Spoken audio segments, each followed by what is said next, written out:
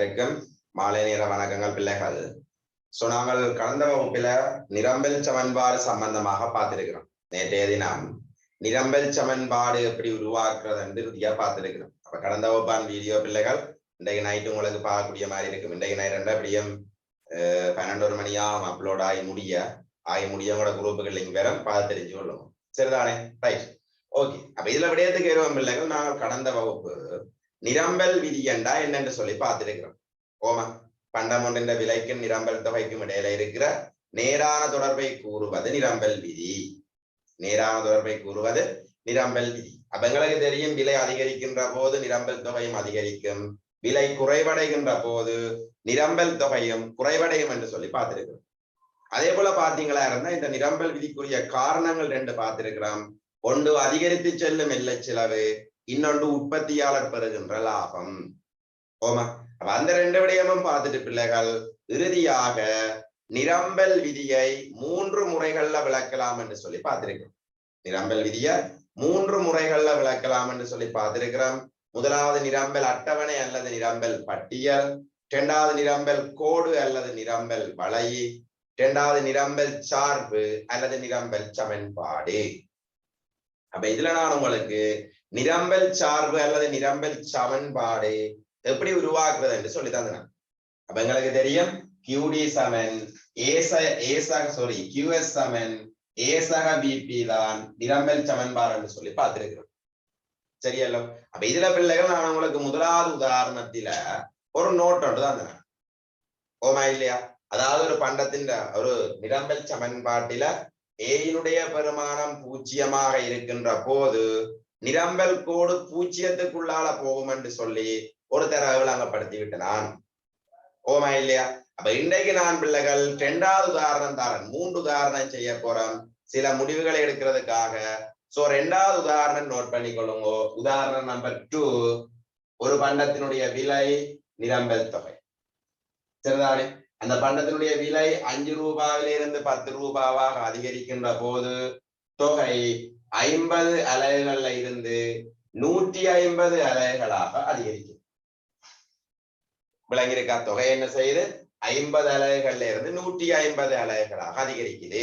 ஒருக்கா 2 பேரும் எல்லாரும் ஒருக்கா கடாரன் என்ன செய்து கொள்ளுங்க, இதுக்குரிய நிரம்பல் சமன்பாட்டை உருவாக்கி கொள்ளுங்க.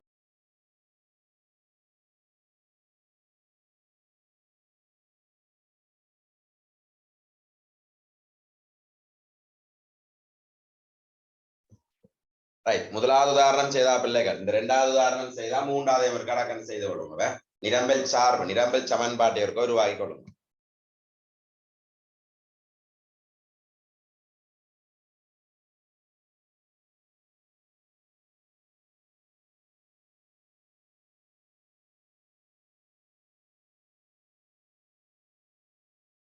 ரைட், துஷியாரன் சேராஜா.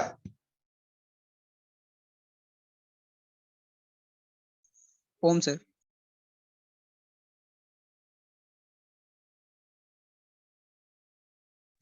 ரைட், இதுல முதலாவது பிள்ளைகள் பியினுடைய பெருமானம் உருவாக்க வேணும். அப்ப பியினுடைய பெருமானம் உருவாக்கி இருப்பீங்கள். டெல்டா QS இன்கள் டெல்டா பி. டெல்டா QS பாத்தீங்களா இருந்தா 50ல இருந்து 150 அதிகரிச்சிருக்குது. மாற்றம் 100.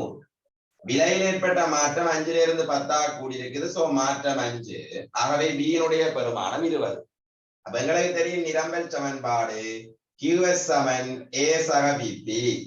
QS சமன் A சக BP.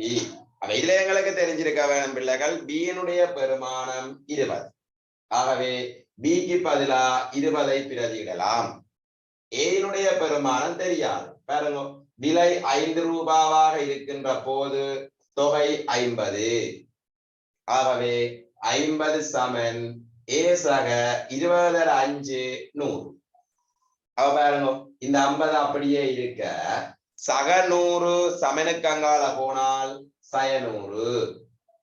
ஆகவே ஏயினுடைய பெருமானம் சய 50 என்று சொல்லி வந்திருக்கு. அப்ப எங்களுக்கு தெரியும் பிள்ளைகள், நிரம்பல் சமன்பாடு எழுதுகின்ற போது ஏக்கும் பிக்கும் கட்டாயம் என்ன செய்து கொள்ள வேண்டும்? பெருமானம் கொடுத்து கொள்ள வேண்டும். ஆகவே ஏயினுடைய பெருமானம் சய 50, பியினுடைய பெருமானம் 20. ஆகவே QS சமன் சய 50 சக 20 பி. அப்ப இதுல உங்களுக்கு எனக்கு தெரியும் பிள்ளைகள், ஏனுடைய பெருமானம் மைனஸாக வந்திருக்கும், அதாவது எதிர்கணியமாக வந்திருக்கும். அப்ப இதுல இருந்து நாங்கள் ஒரு முடிவுக்கு வரலாம். ஏனுடைய பெருமானம் எதிர்கணியமாக இருந்தால் அந்த இடத்துல நிரம்பல் கோடு எப்படி இருக்கும் என்று சொல்லி சொன்னால், நிரம்பல் கோடு விலையச்சின் ஊடாக செல்லும். ஏந்த பெருமானம் எதிர்கணியமாக இருந்தால் நிரம்பல் கோடு எதிர்கணியமாக செல்லும். அப்ப நீங்கள் உதாரணம் 2 எழுதி சமன்பாடு எழுதி இருப்பீங்கள். கடரண்டு இதுல ஏதாவது நோட் பண்ண வேண்டி இருந்தால் நோட் பண்ணிக்கொள்ளும்.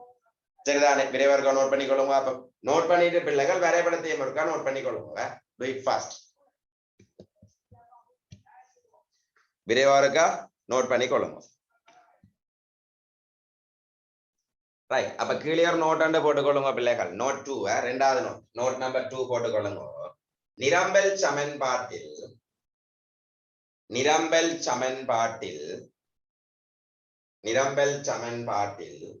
ஏயின் பெருமானம்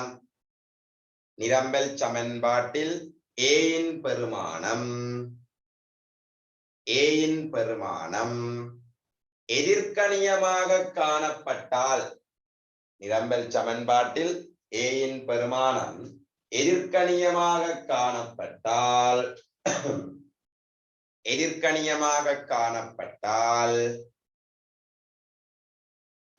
நிரம்பல் கோடானது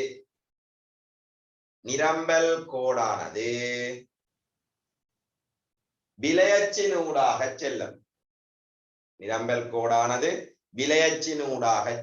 தயவுசெய்து பிள்ளைகள் அந்த முடிவுகள் அவதானம் உங்களுக்கு 2ஆம் பாடத்துக்கு மட்டுமில்ல பின்பாடங்கள் படிக்க கட்டாயம் தெரிஞ்சிருக்க வேணுமா? நிரம்பல் சமன்பாட்டில் ஏயின் பெருமானம் எதிர்கணியமாக காணப்பட்டால் நிரம்பல் கோடானது விலையச்சினூடாக செல்லும். கலர் நோட் பண்ணிக்கொள்ளுங்க. அப்ப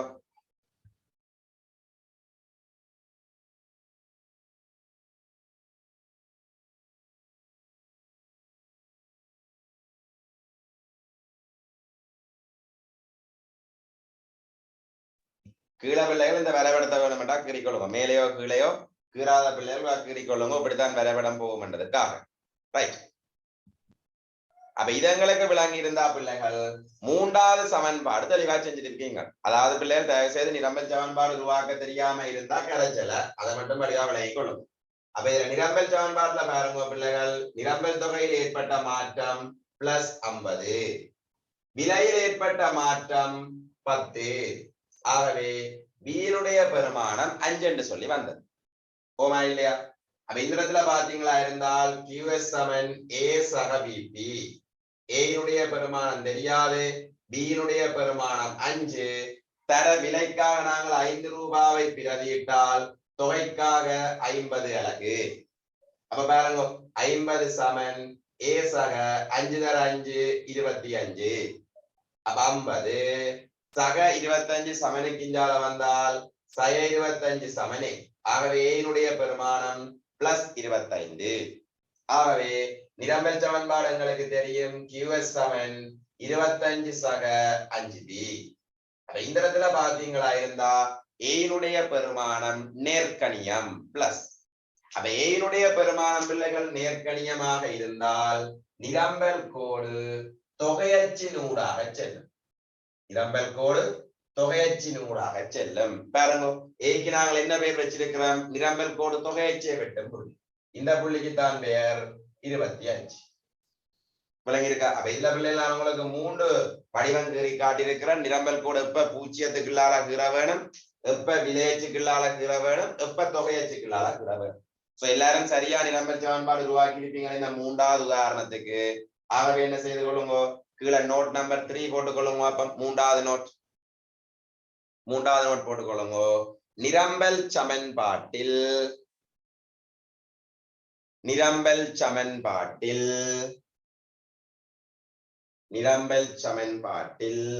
ஏயின் பெருமானம் நேர்கணியமாக காணப்பட்டால்,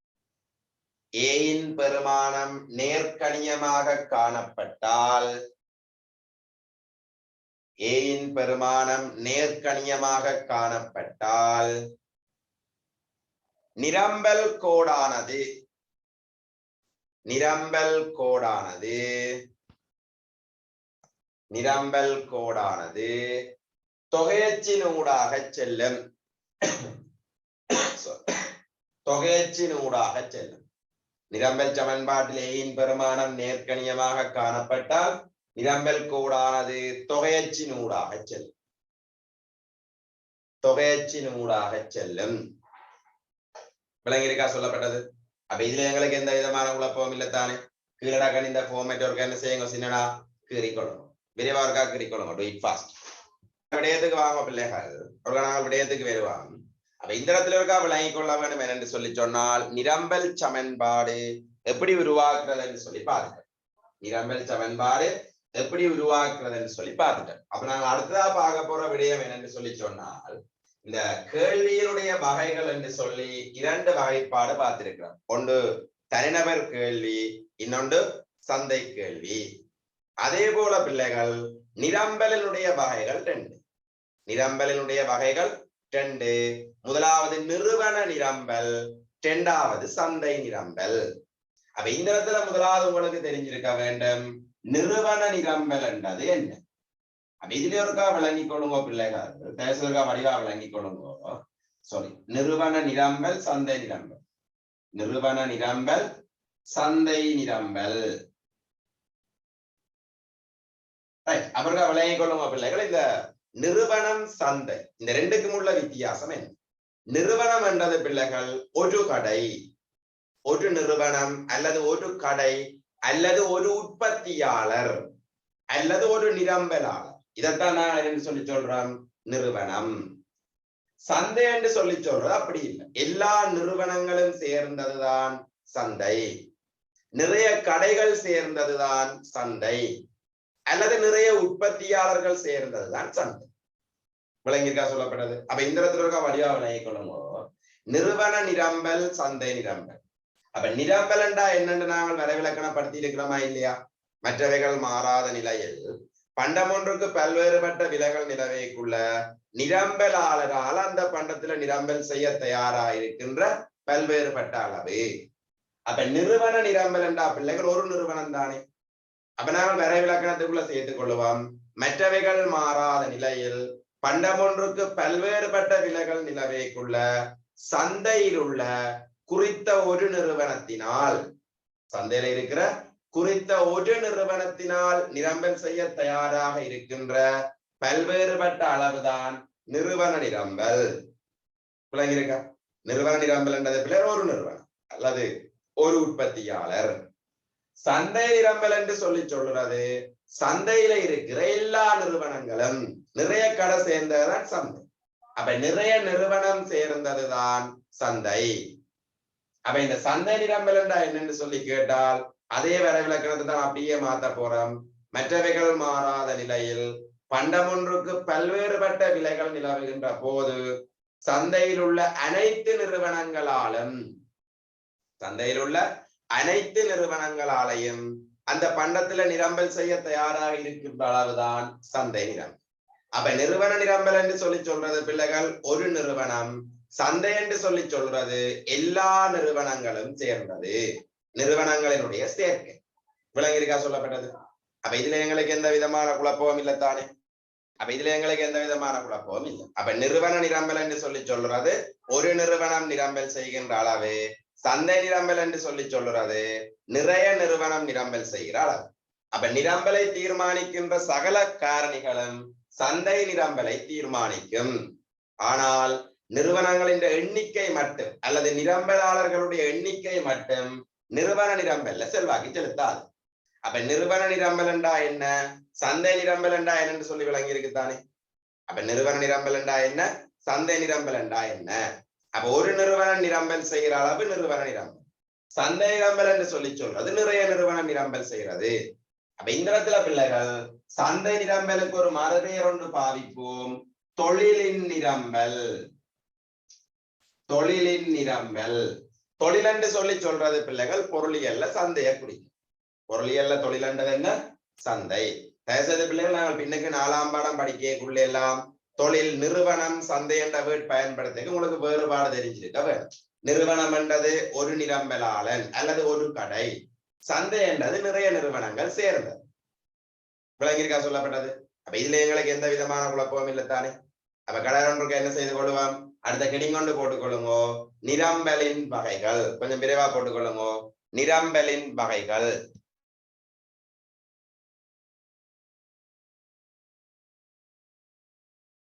நிரம்பலின் வகைகள்.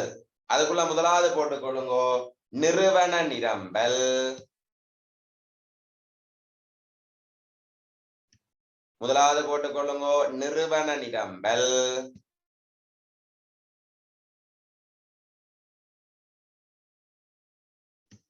இரண்டாவது போட்டுக்கொள்ளுங்கோ, சந்தை நிரம்பல் அல்லது தொழிலின் நிரம்பல். சந்தை நிரம்பல் அல்லது தொழிலின் நிரம்பல்.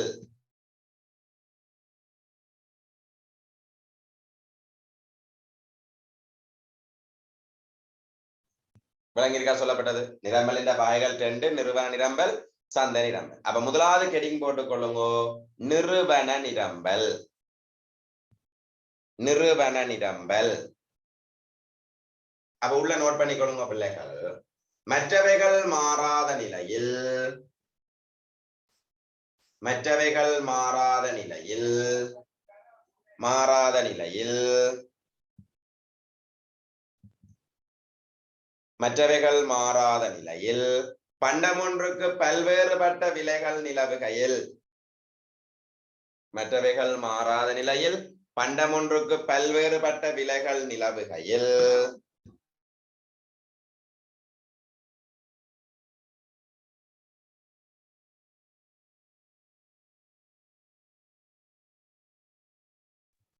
மற்றவைகள் மாறாத நிலையில் பண்டமொன்றுக்கு பல்வேறுபட்ட விலைகள் நிலவுகையில், சந்தையில் உள்ள குறித்த ஒரு நிறுவனத்தினால், சந்தையில் உள்ள குறித்த ஒரு நிறுவனத்தினால், சந்தையில் உள்ள குறித்த ஒரு நிறுவனத்தினால், சந்தையில் உள்ள குறித்த ஒரு நிறுவனத்தினால் நிரம்பல் செய்ய தயாராக உள்ள, நிரம்பல் செய்ய தயாராக உள்ள, நிரம்பல் செய்ய தயாராக உள்ள பல்வேறுபட்ட அளவு, நிரம்பல் செய்ய தயாராக உள்ள பல்வேறுபட்ட அளவு, பல்வேறுபட்ட அளவு நிறுவன நிரம்பல் ஆகும். நிறுவன நிரம்பல் ஆகும். மற்றவைகள் மாறாத நிலையில் பண்டமொன்றுக்கு பல்வேறுபட்ட விலைகள் நிலவுகையில், சந்தையில் உள்ள குறித்த ஒரு நிறுவனத்தினால் நிரம்பல் செய்ய தயாராக உள்ள பல்வேறுபட்ட அளவு நிறுவன நிரம்பல் ஆகும். சரியல்லோ? இதுல நீங்கள் சந்தையில் உள்ள குறித்த ஒரு நிறுவனத்தினால் என்றதை அன்லைன் பண்ணி கொள்ளுங்க. குறித்த ஒரு நிறுவனம், அந்த ஒரு நிறுவனத்தால் என்றதை அன்லைன் பண்ணி கொள்ளுங்க. சரியல்லோ? அப்ப அடுத்த ஹெடிங் போட்டுக்கொள்ளுங்க பிள்ளைகள், நிறுவன நிரம்பலை தீர்மானிக்கின்ற காரணிகள். நிறுவன நிரம்பலை தீர்மானிக்கின்ற காரணிகள். நிறுவன நிரம்பலை தீர்மானிக்கின்ற காரணிகள். அப்ப இதுல எங்களுக்கு தெரியணும், நிரம்பலாளருடைய எண்ணிக்கை தவிர்த்த எல்லா காரணியும் பெறும். சரியல்லோ? அப்ப முதலாவது போட்டுக்கொள்ளுங்க பிள்ளைகள், குறித்த பொருளின் விலை, குறித்த பொருளின் விலை,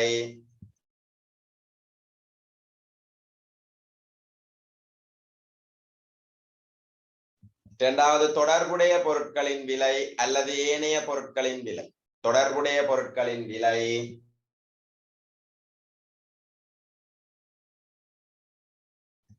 தொடர்புடைய பொருட்களின் விலை. மூன்றாவது உற்பத்தி செலவு,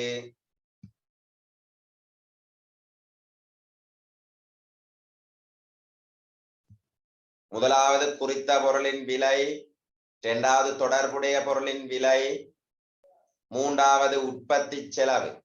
குறித்த பொருளின் விலை, தொடர்புடைய பொருளின் விலை, மூன்றாவது உற்பத்தி செலவு, உற்பத்தி செலவு.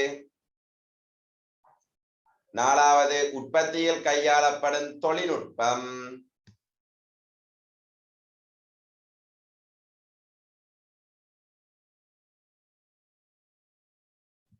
உற்பத்தியில் கையாளப்படுகின்ற தொழில்நுட்பம்.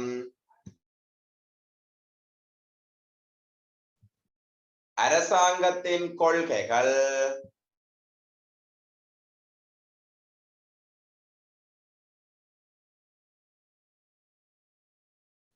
அரசாங்கத்தின் கொள்கைகள், நிரம்பலாளருடைய எதிர்பார்க்கைகள், நிரம்பலாளருடைய எதிர்பார்க்கைகள். சரியா பிள்ளைகள்? இதுக்கு எண்ணிக்கை வராது. வேணுமென்றா காலநிலையை குறிப்பிட்டுக் கொள்ளலாம். காலநிலை வெறும், எண்ணிக்கை வராது.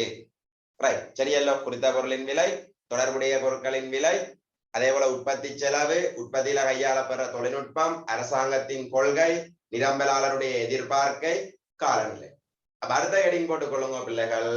சந்தை நிரம்பல் அல்லது தொழிலின் நிரம்பல். சந்தை நிரம்பல் அல்லது தொழிலின் நிரம்பல்.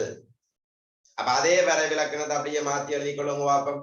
மற்றவைகள் மாறாத நிலையில், மற்றவைகள் மாறாத நிலையில், மற்றவைகள் மாறாத நிலையில், பண்டமொன்றுக்கு பல்வேறுபட்ட விலைகள் நிலவுகையில், பண்டமொன்றிற்கு பல்வேறுபட்ட விலைகள் நிலவுகையில், பண்டமொன்றிற்கு பல்வேறுபட்ட விலைகள் நிலவுகையில், பண்டமொன்றிற்கு பல்வேறுபட்ட விலைகள் நிலவுகையில், சந்தையில் உள்ள அனைத்து நிறுவனங்களாலும், சந்தையில் உள்ள சந்தையில் உள்ள அனைத்து நிறுவனங்களாலும், சந்தையில் உள்ள அனைத்து நிறுவனங்களாலும் நிரம்பல் செய்ய தயாராக உள்ள, சந்தையில் உள்ள அனைத்து நிறுவனங்களாலும் நிரம்பல் செய்ய தயாராக உள்ள, நிரம்பல் செய்ய தயாராக உள்ள பல்வேறுபட்ட அளவு, பல்வேறுபட்ட அளவு சந்தை நிரம்பல் ஆகும். பல்வேறுபட்ட அளவு சந்தை நிரம்பல் ஆகும். அப்ப இதுல என்ன செய்து கொள்ளுங்க? சந்தையில் உள்ள அனைத்து நிறுவனங்களாலும் என்றதை அண்டர்லைன் பண்ணி கொள்ளுங்கள். அப்ப எல்லா நிறுவனங்களும் சேர்ந்ததுதான் பிள்ளைகள் சந்தை. நீங்க நடைமுறையில கூட பார்த்து கொள்ளலாம். சாதாரணமா ஒரு கடை என்று சொல்லி சொல்றதுதான் நிறுவனம். சந்தைக்குள்ள பாருங்க, நிறைய விற்பனையாளர்கள் இருப்பார்கள், சின்ன சின்ன கடைகள் நிறைய இருக்கு. ஓமா இல்லையா? ரைட். அப்ப சந்தையில் உள்ள அனைத்து நிறுவனமும் என்ற வேர்டை அண்டர்லைன் பண்ணி கொள்ளுங்க. அப்ப அடுத்த பாயிண்டா ஒரு சப்ஹெடிங் போட்டுக் கொள்ளுங்க. சந்தை நிரம்பலை தீர்மானிக்கின்ற காரணிகள். சந்தை நிரம்பலை தீர்மானிக்கின்ற காரணிகள். கடையரன் மேல் எழுதின எல்லா காரணியும் எழுதுங்க. அப்ப கடையரன் ஒரு விரைவா do it fast.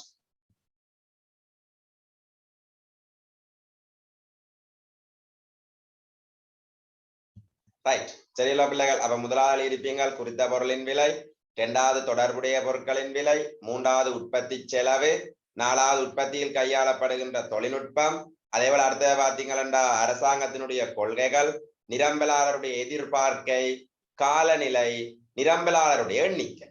அப்ப இதுல எங்களுக்கு தெரிய வேணும் பிள்ளைகள், நிரம்பலாளருடைய எண்ணிக்கை நிறுவன நிரம்பலுக்குள்ள வராது, சந்தை நிரம்பலுக்குள்ள வரும். நிறுவன நிரம்பலுக்குள்ள வராது, சந்தை நிரம்பலுக்குள்ள பெறும். ஆகவே நிரம்பலாருடைய எண்ணிக்கை சந்தை நிரம்பலை தீர்மானிக்கிற காரணிகளுக்குள்ள கட்டாயம் எழுதி கொள்ள வேண்டும். சரியல்லோ? அப்ப இதுல எங்களுக்கு எந்த விதமான குழப்பமும் இல்லத்தானே? அப்ப நிரம்பலுடைய வகைகள் ரெண்டும் எங்களுக்கு விளங்கி இருக்குது. நிறுவன நிரம்பல் என்றா என்ன, சந்தை நிரம்பல் என்றா என்ன? சரியல்லோ? அப்ப பிள்ளைகள் நாங்கள் இறுதியா நாங்கள் ஒரு விடயம் ஒன்று பார்க்க போறோம். இந்த 3 விடயம் பாக்கி இருக்கு. நிரம்பல் தொகை மாற்றம், நிரம்பல் மாற்றம், தொடர்புடைய பொருளின் விலை. இந்த 3ம் பார்த்தோம் என்று சொல்லி சொன்னா நிரம்பல் முடிஞ்சிடும். சரியல்ல? ஆகவே அடுத்த ஹெடிங் போட்டுக் கொள்ளுங்க பிள்ளைகள், நிரம்பல் தொகை மாற்றம். அடுத்த ஹெடிங் போட்டுக் கொள்ளுங்க, நிரம்பல் தொகை மாற்றம்.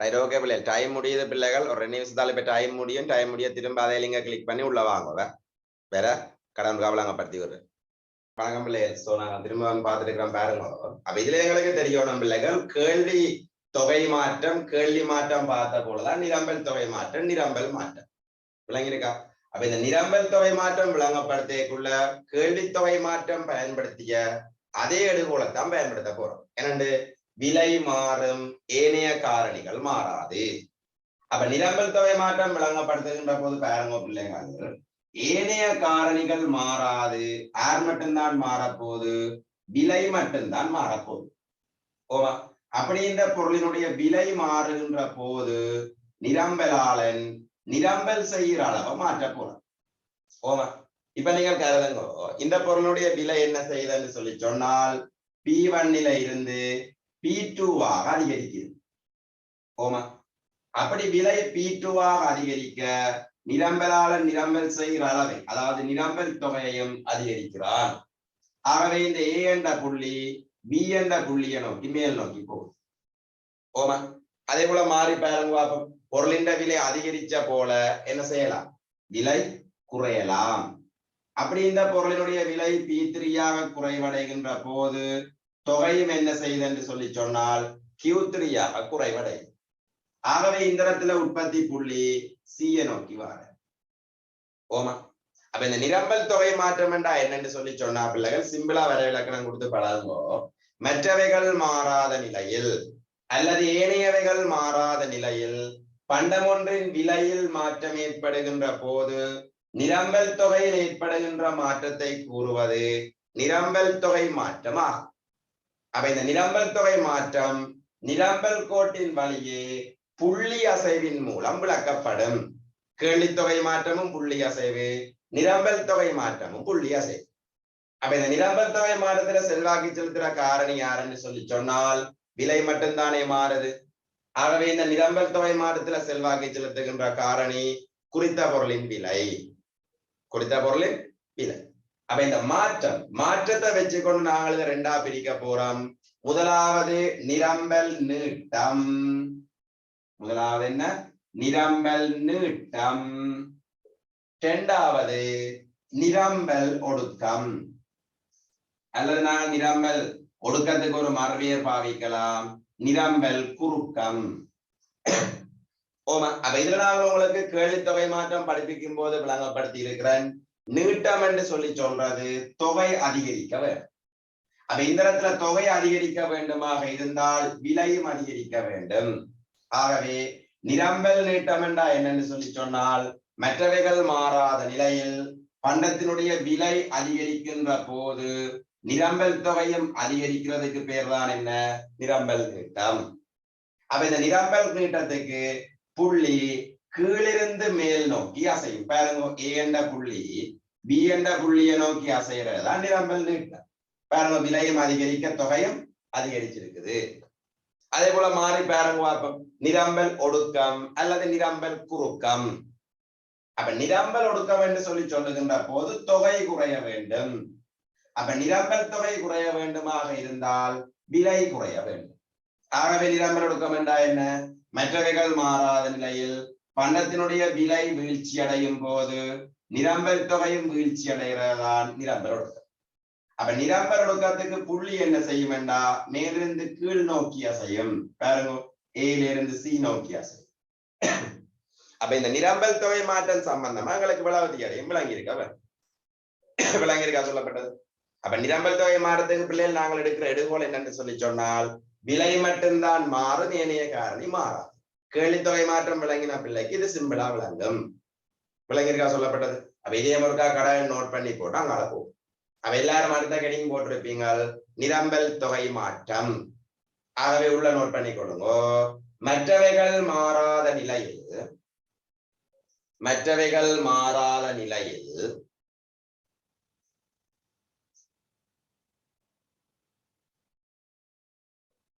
பண்டமொன்றின் விலையில் மாற்றம் ஏற்படும் போது மற்றவைகள் மாறாத நிலையில் பண்டமொன்றின் விலையில் மாற்றம் ஏற்படும் போது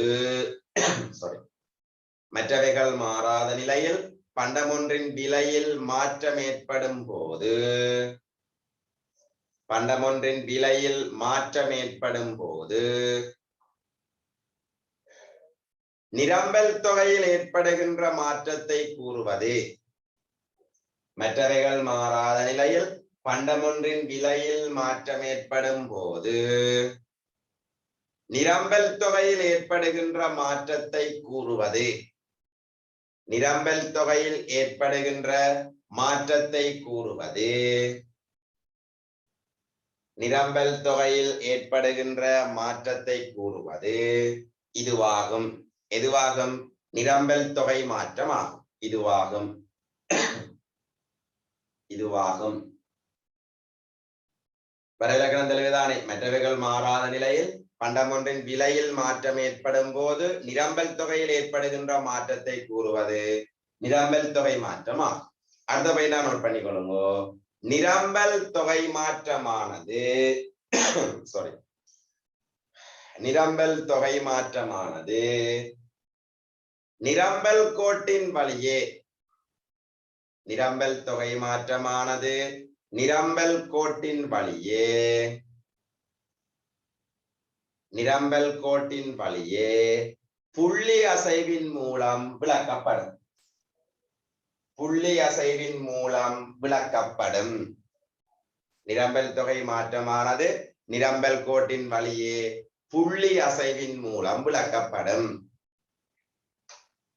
அடுத்த பையனா நோட் பண்ணிக்கொள்ளுங்க பிள்ளைகள். அடுத்த பையனா இந்த வரைபடத்திற்காக கிரிக்கொள்ளுங்க பெரியவா, அல்லது இருக்கா ஸ்கிரீன்ஷாட் எடுத்துக்கொள்ளுங்க. பிறகு சரிதான். இப்படியா இருக்கா?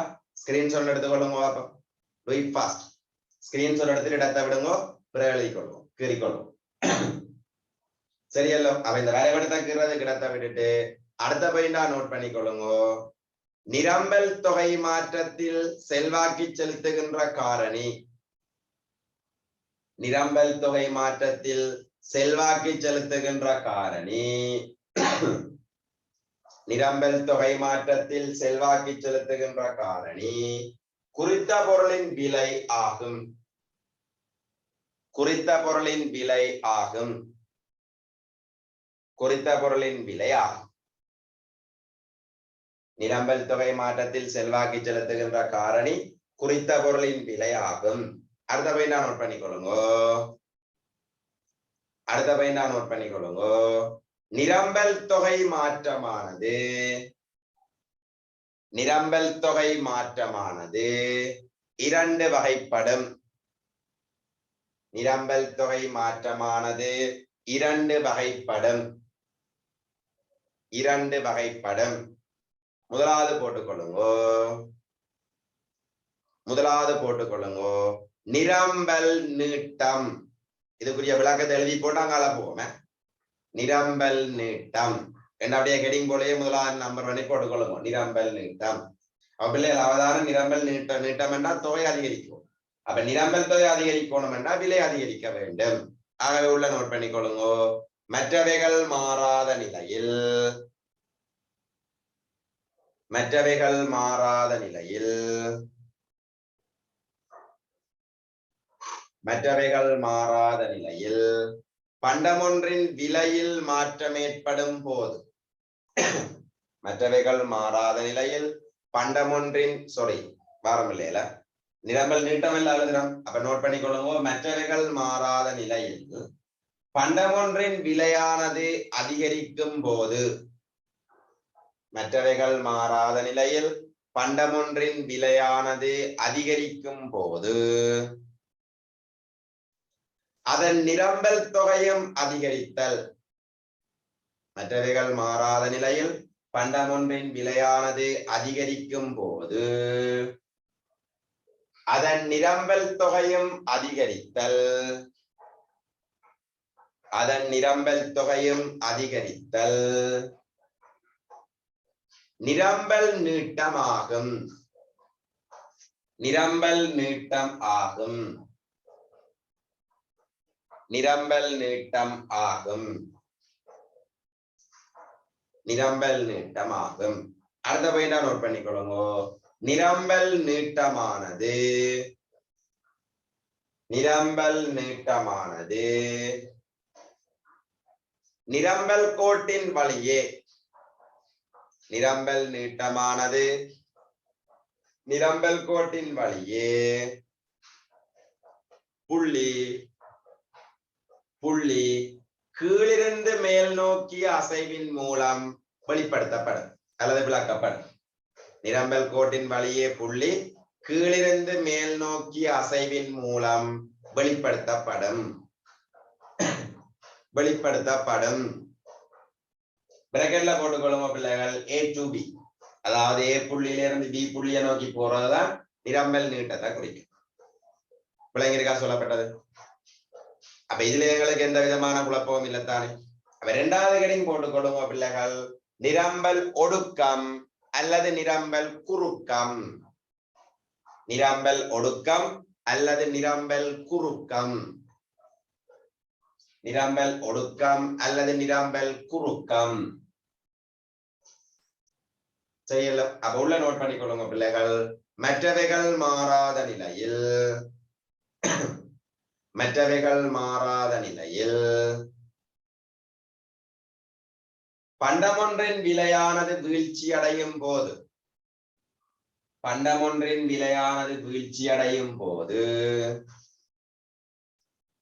பண்டமொன்றின் விலையானது வீழ்ச்சி அடையும் போது நிரம்பல் தொகையும் வீழ்ச்சி அடைதல்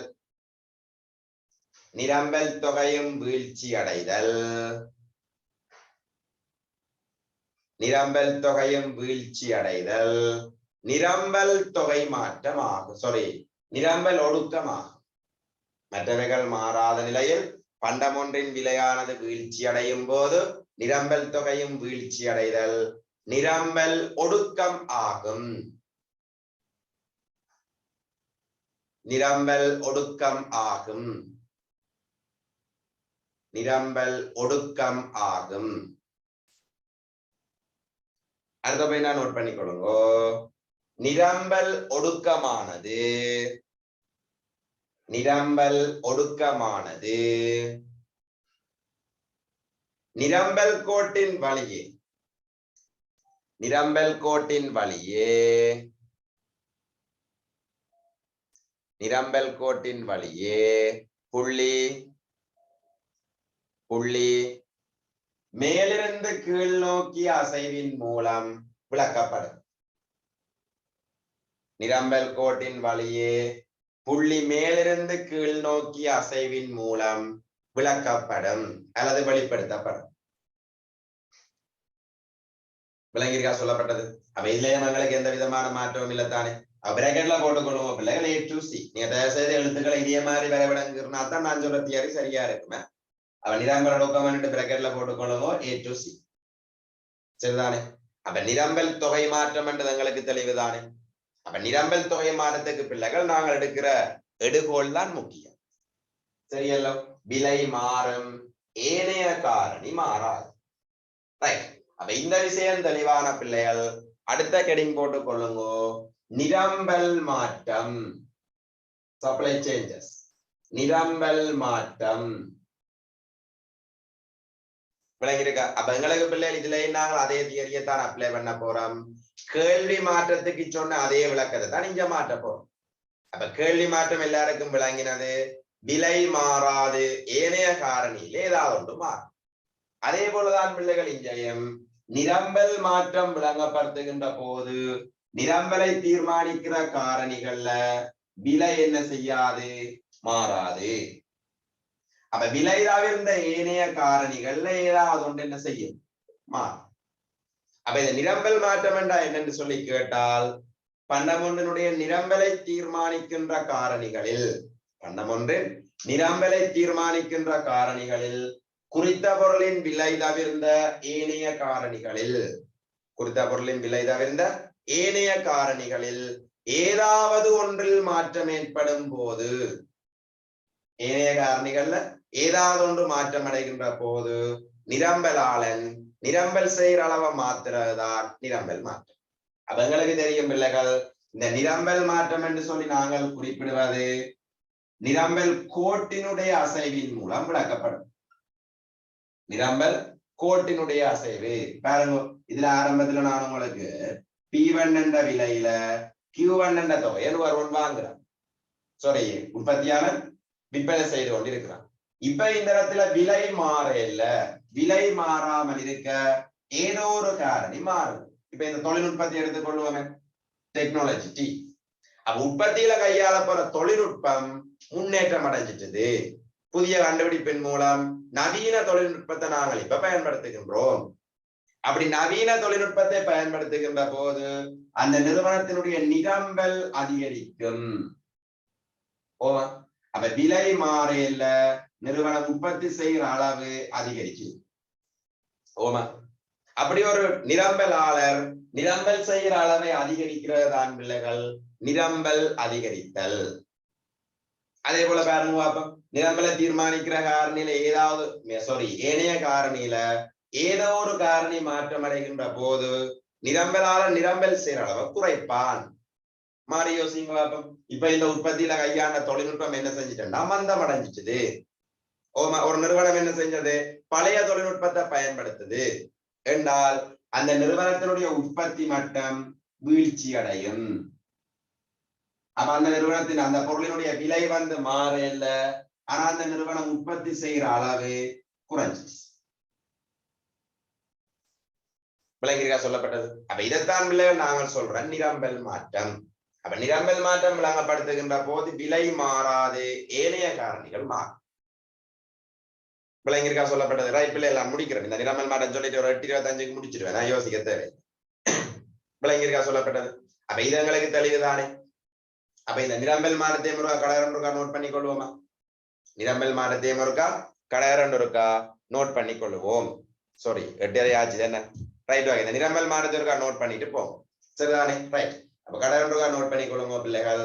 அல்லது கிளாஸ் எடுக்கிற பிள்ளைகள் போங்க, இந்த தியரியை நீங்க ரெக்கார்டிங்க பார்த்து எழுதி கொள்ளலாம். சரிதானே?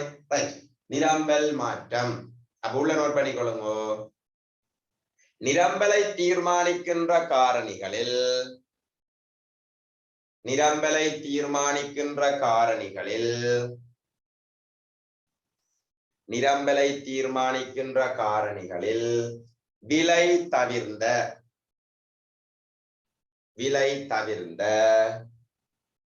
ஏனைய காரணிகள் விலை தவிர்ந்த ஏனைய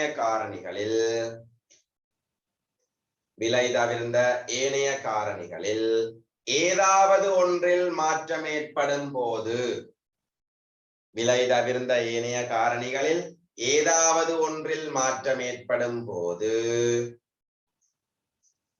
நிரம்பலை தீர்மானிக்கின்ற காரணிகளில் விலை தவிர்ந்த ஏனைய காரணிகளில் ஏதாவது ஒன்றில் மாற்றம் ஏற்படும் போது நிரம்பலாளர் அப்பண்டத்தில் நிரம்பல் செய்யும் அளவை மாற்றுதல். நிரம்பலை தீர்மானிக்கிற காரணிகள்ல விலை தவிர்ந்த ஏனைய காரணிகள்ல ஏதாவது ஒன்றில் மாற்றம் ஏற்படுகின்ற போது நிரம்பலாளர் அப்பண்டத்தில் நிரம்பல் செய்யும் அளவை மாற்றுதல் நிரம்பல் மாற்றமாகும். நிரம்பல் மாற்றமாகும். அடுத்த பையனா நோட் பண்ணிக்கொள்ளுங்க. இது எது நிரம்பல் மாற்றம்? இது நிரம்பல் கோட்டின் அசைவின் மூலம் வெளிப்படுத்தப்படும். இது நிரம்பல் கோட்டின் அசைவின் மூலம் வெளிப்படுத்தப்படும். விரைவாக வரைபடத்தை கிரிக்கொள்ளுங்க பாப்போம். அதை ஸ்கிரீன்ஷாட் எடுத்துக்கொள்ளுங்க. விரைவாக வரைபடத்திற்காக நோட் பண்ணிக்கொள்ளுங்க. ஓம் சொல்லுங்க.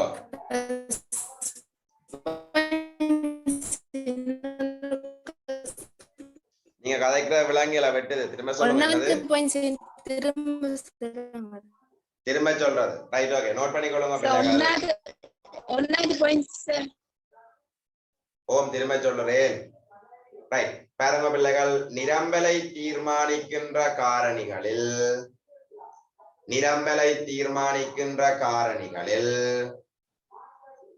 குறித்த பொருளின் விலை தவிர்ந்த குறித்த பொருளின் விலை தவிர்ந்த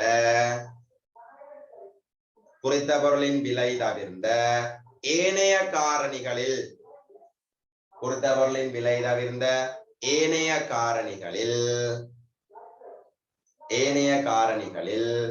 ஏதாவது ஒன்றில் மாற்றம் ஏற்படும் போது நிரம்பலாளர் நிரம்பல் செய்யும் அளவை மாற்றுதல். ஒரு மரண அறிவித்தல் ஒன்று அறிவிச்சோன்றிருக்கிறோம்ல, அதால சவன்சில குறைவாக இருக்கும் உங்களுக்கு கவனம். நிரம்பலாளர் நிரம்பல் செய்யும் அளவை மாற்றுதல் நிரம்பல் மாற்றமாகும்.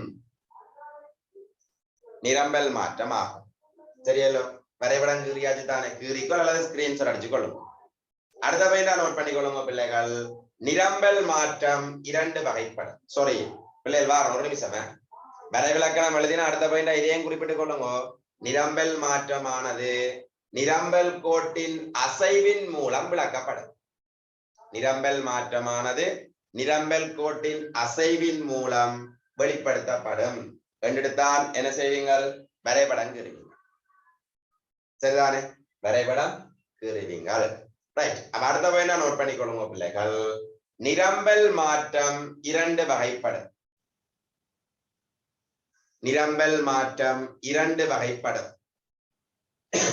சாரி. முதலாவது நிரம்பல் அதிகரித்தல். நிரம்பல் மாற்றம் இரண்டு வகைப்படும். முதலாவது நிரம்பல் அதிகரித்தல், இரண்டாவது நிரம்பல் குறைதல். நிரம்பல் அதிகரித்தல், நிரம்பல் குறைதல். சரியല്ലോ? அப்ப உள்ள ஒரு சப்கடிங் போட்டுக்கொள்ளுங்க பிள்ளைகள். நிரம்பல் மாற்றத்தில் செல்வாக்கு செலுத்தும் காரணிகள். நிரம்பல் மாற்றத்தில் செல்வாக்கு செலுத்தும் காரணிகள். அப்புறம் அவதானிச்சு கொள்ளுங்க பிள்ளைகள். விலைய விட்டுட்டு, குறித்த பொருளின் விலைய விட்டுட்டு மிச்ச காரணி கடகரம் எழுதலாம் தானே. தொடர்புடைய பொருளின் விலை, உற்பத்தி செலவு, உற்பத்தியில் கையாளப்படுகின்ற தொழில்நுட்பம், அரசாங்கத்தினுடைய கொள்கைகள், நிரம்பலாளருடைய எதிர்பார்க்கை, காலநிலை, நிரம்பலாளருடைய எண்ணிக்கை. குறித்த பொருளின் விலை எழுதக்கூடாது. அதை பிறகு நீங்கள் ஒரு எழுதிக் கொள்ளுங்க அல்லது ரெக்கார்டை பார்த்தாலும் எழுதிக் கொள்ளுங்க. சரிதானே? இப்ப நீங்கள் என்ன செய்யுங்கன்னா, இந்த நிரம்பல் மாற்றத்துக்கு வரைவிலக்கணம் எழுதிக்க பாருங்க. நிரம்பலை தீர்மானிக்கிற காரணிகள்ல விலை தவிர்ந்த ஏனைய காரணிகள் மாற்றமடைகின்ற போது, விலை தவிர்ந்த ஏனைய காரணிகள்ல ஏதாவது ஒன்றில் மாற்றம் ஏற்படும் போது நிரம்பலாளர் நிரம்பல் செய்யும் அளவை மாற்றுதல் நிரம்பல் மாற்றமாகும். அந்த மாற்றுதல் அண்டர்லைன் பண்ணி போட்டு அடுத்த ஹெடிங் போட்டு கொள்ளுங்க. நிரம்பல் அதிகரித்தல். இந்த மாற்றுதல் இறுதியில நீங்கள் இந்த மாற்றுதல் இருக்கா அண்டர்லைன் பண்ணி கொள்ளுங்க. சரிதானே? ரைட். அப்ப முதலாவது ஹெடிங் போட்டு கொள்ளுங்க. நிரம்பல் அதிகரித்தல். நிரம்பல் அதிகரித்தல். அப்ப உள்ள அதே வரைவிலக்கணத்தை பிள்ளைகள் நோட் பண்ணி கொள்ளுங்க. மாற்றுதலுக்கு பதிலா அதிகரித்தல் என்று போட்டு விட்டா சரி. பாருங்க, நிரம்பலை தீர்மானிக்கிற காரணிகள்ல விலை தவிர்ந்த ஏனைய காரணிகளில் ஏதாவது ஒன்றில் மாற்றம் ஏற்படுகின்ற போது நிரம்பலாளர் நிரம்பல் செய்யும் அளவை அதிகரித்தல். அங்க மாற்றுதல் என்று போட்டதுக்கு பதிலா அதிகரித்தல் என்று போட்டால் நிரம்பல் அதிகரித்தல், குறைதல் என்று போட்டால் நிரம்பல் குறைதல். அப்ப நிரம்பல் அதிகரித்தலுக்குரிய வரைவிலக்கணம் துசியரன் எழுதலாமா எழுதியலாதா? எழுதலாம் சார். எழுதலாம். அப்ப நிரம்பல் அதிகரித்தல் எழுதுறதுக்கு இடத்தை விட்டுட்டு பிள்ளைகள் அடுத்த பாயிண்டா நோட் பண்ணிக்கணும். நீங்கள் பிள்ளைகளுக்கு அடுத்த வாரத்துக்கு டைம் ஆகுது. அதால கொஞ்சம் விரைவா சொல்றேன். அப்படி சிக்கல் இருந்தா ரெக்கார்டிங்க பார்த்து பிறகு எழுதிக்கணும். சரிதானே? அப்ப நிரம்பல் அதிகரித்தலுக்குரிய வரைவிலக்கணம் எழுதுறதுக்கு இடத்தை விட்டுட்டு அடுத்த பாயிண்டா நோட் பண்ணிக்கொள்ளுங்க. நிரம்பல் அதிகரித்தலானது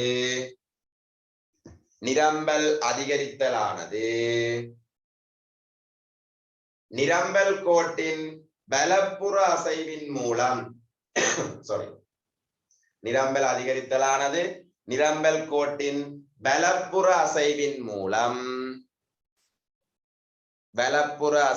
மூலம் அல்லது வெளிப்புற அசைவின் மூலம் விளக்கப்படும். பலப்புற அசைவின் மூலம் அல்லது வெளிப்புற அசைவின் மூலம் வெளிப்படுத்தப்படும். வலப்புற அசைவின் மூலம் அல்லது வெளிப்புற அசைவின் மூலம் வெளிப்படுத்தப்படும். பிரக்கெட்ல போட்டுக்கொள்ளுங்க பிள்ளைகள். நிரம்பல் அதிகரித்தல் வலப்புற அசைவின் நீளமாக்குற S1 இருந்து S2, S1 இருந்து S2. சரியல்ல பிள்ளைகள்? அப்ப இது ஒருக்கா போட்டு நீங்கள் ஹோம்வொர்க்கா விலைக்கு என்ன செய்ய போறீங்களா? நிரம்பல் குறைதல் எழுதி கொண்டு வர போறீங்க. இது வலப்புறம் அல்லது வெளிப்புறம், அது இடப்புறம் அல்லது உட்புறம். சரிதானே? அப்ப அடுத்த கிளாஸ் நாளைக்கு தான். அப்ப நிரம்பல் குறைதலை ஒருக்கா நீங்கள் வீட்டை எழுதி கொண்டு வாங்கோ. அடுத்த கிளாஸ் நான் இந்த நிரம்பல் மாற்றத்தை இருக்கா போர்ட்ல ஒருக்கா மேலோட்டமா விளங்கப்படுத்தி போட்டு நிரம்பல் அதிகரித்தல் குறைதல்ல செல்வாக்கை செலுத்துற காரணி பார்த்துட்டு ஏனைய பொருட்களின் விலை பார்த்தோம் என்றால் நிரம்பல் முடியும். அதுக்கு பிறகு